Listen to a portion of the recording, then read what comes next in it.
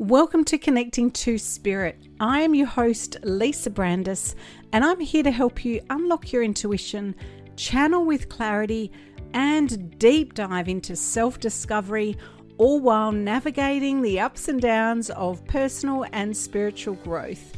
If you're ready to say goodbye to self-doubt, embrace your unique gifts, and connect with a supportive community on the same journey, then you're in the right place. Whether you're just starting out or you've been walking this path for years, this podcast is here to guide you, support you, and inspire you every step of the way. So grab a cozy spot, settle in, and let's dive into some empowering insights together. Hi, and welcome back. I'm so excited to have you here today. If you've ever wondered how to connect more deeply with your intuition or spirit guides, you're in for a treat. Today, we're diving into a topic close to my heart, channeling. We'll explore what channeling is, why someone might want to learn it, and how it can transform your life. I'll also share some of my personal experiences and practical techniques that you can start right away. This episode is designed to inspire, educate, and empower you, not just to learn, but to take action. So, whether you're brand new to this or you've been on your spiritual path for a while, there's something here for you. Let's start with the basics. What is channeling? Channeling is the ability to connect with higher realms of consciousness, such as your higher self, spirit guides, angels, ancestors, or even divine universal energy. It's about tuning into a frequency of wisdom and insight that exists beyond our everyday logical minds. It can come through in many forms. For some, it's receiving messages in words or thoughts. For others, it's sensing emotions, seeing images in your mind's eye, or even feeling physical sensations. So at its core, channeling is a partnership, a way to bridge the gap between the spiritual and the physical. It's not about having all the answers or being perfect. It's about opening yourself to receive guidance that can support you on your journey. So why would someone want to learn how to channel? The most common reason I find is for clarity. Life can feel confusing, overwhelming at times, and full of uncertainty. Channeling helps you to tap into a higher perspective, offering you insights and solutions that you might not see otherwise. And it's also a pathway to self-discovery. So when you connect with your guides or higher self, you gain a deeper understanding of who you are and why you're here. And then there's a joy and peace that comes with it. So imagine feeling supported, loved, and guided in every step of the way. That's the kind of connection that channeling brings. Personally, channeling has transformed my life in ways I couldn't have imagined.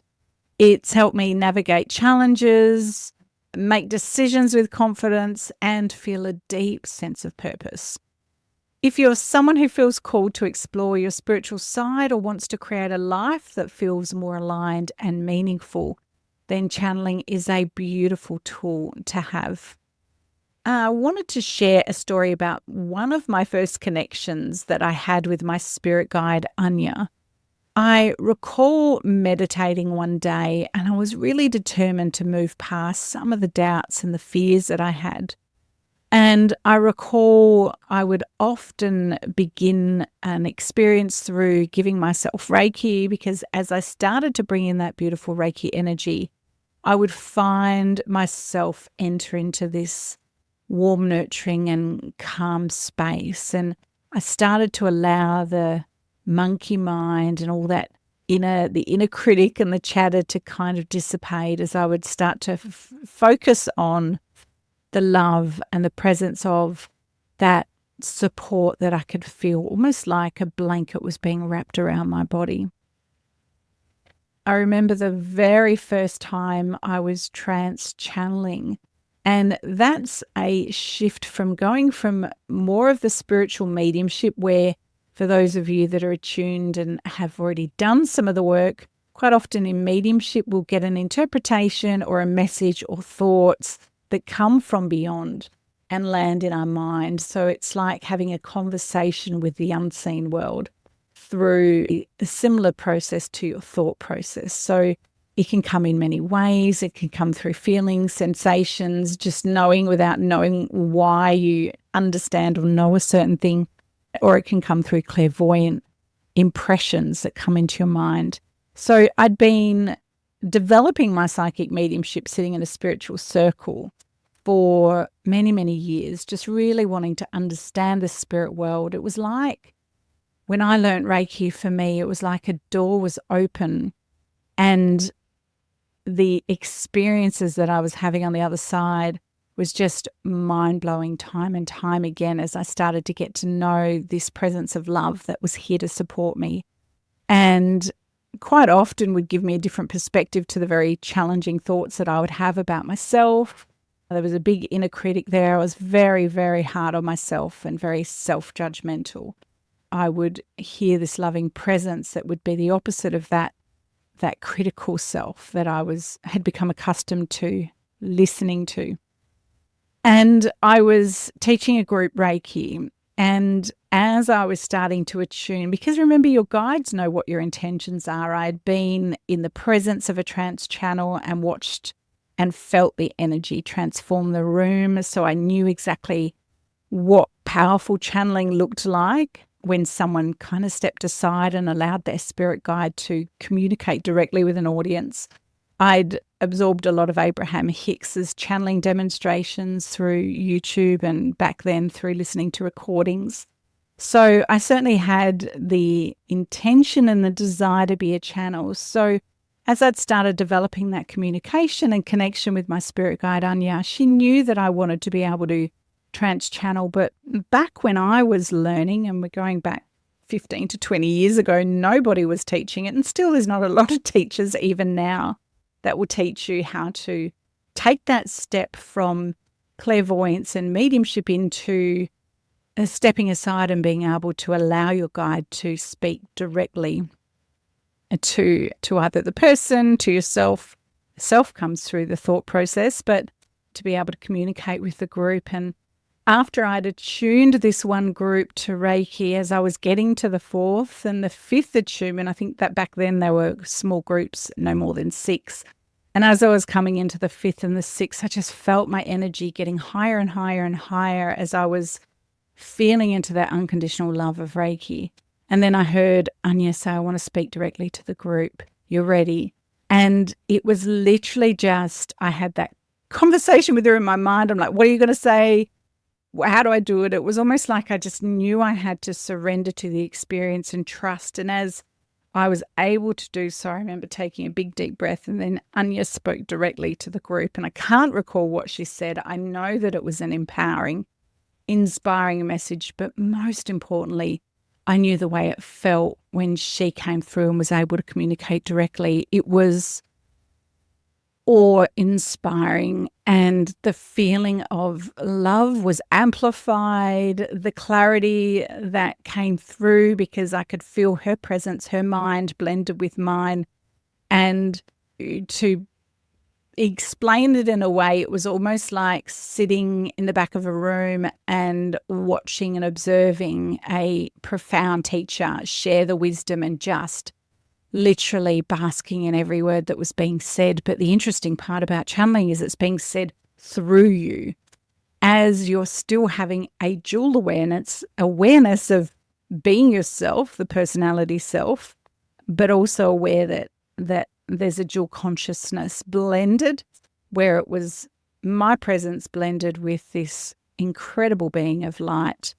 And the years that would follow, I began to develop that connection and start to become more and more fluid with channeling verbally, but also deepening that bond and that connection with my spirit guide, Anya. Fast forward 15 years later, still going strong, and now offering channeling to groups and being able to let her come through and communicate directly with people to give that higher spiritual perspective on the things that are most important to us at the moment, the things that we're being challenged by, the questions that we have, how we can move through life with more grace and less efforting. All right. So that gives you a really good understanding of what channeling is. And, I wanted to share the kind of turning point for me where I really knew that spirit is always there waiting for us to open that door. And once we give permission for that connection to happen, then it's almost like life takes on a whole different meaning. So now that I've covered what channeling is and why it's so powerful, I want to talk about how you can start. So here are 3 simple techniques to begin your journey. The head, heart, and gut check. So think about a question or a decision that you're facing. Place your hand on your head and ask, what does my mind think about this? Move to your heart, put your hand on your heart and ask, how do I feel about this? Or what do I feel about this? And finally, place your hand on your belly and ask, what does my gut instinct say about this decision? Aligning these 3 centers often reveals your inner truth. The other thing that you can do is automatic writing. So it doesn't have to be complex. Keep it really simple. Find a quiet place. Set the intention to connect with your higher self or your guides, or just ask for love to come through and write a question. You can even go general, like, what do I need to know today? And let the pen flow without judgment, without overthinking it. And you may be surprised at what comes through. And the third one is about grounding and coming back into the present moment. Before connecting, imagine roots growing from your feet into the earth. Surround yourself with a golden light for protection. If you're attuned to Reiki, call in the Reiki energy. Set the intention, I'm open to receiving messages for my highest good. And then relax, surrender, and just allow the messages to flow in. And be open to how they come in. I like to teach my students to just get curious.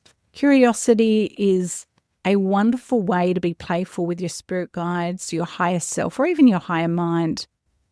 All right, so let's also address some common blocks. 2 of the biggest ones I see, not only have I experienced them myself, but also see the biggest ones from my clients and students, is simply fear and self-doubt. Many people fear that they'll do something wrong or that the messages they'll receive aren't real. I get it. It's something I struggle with too. But here's the truth. Spirit communication is always loving and supportive. If you set the intention to connect with only energy that serves your highest good, you're already on the right path. And also I teach people to run messages through your common sense. Just feel into the message. Does this feel loving and nurturing and helpful? Know that you can also filter, and I say this at the beginning of any group channeling, is just because I say something or my spirit guide Anya says something doesn't mean it's true for you. Take the wisdom, take the guidance and apply it in your life and see whether it resonates. And if it doesn't, let it go. We're very diverse in our experiences and in what benefits us. And guidance is always just that. It's an idea and a suggestion. Spirit guides will never tell you what to do. They'll empower you with options, and ultimately you have the choice as to how you live your life. And if self-doubt is holding you back, start small. Practice receiving, giving guidance for yourself before seeking confirmation from others.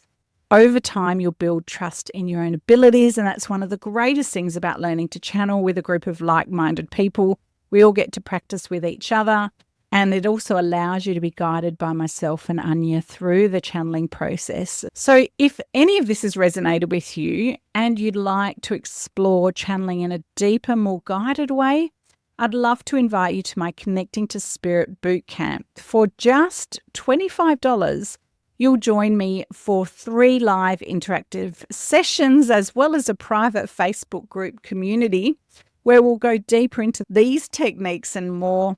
You'll learn how to connect with your guides, begin to trust your intuition, and release the fears that hold you back. And if you can't make it live, no problem.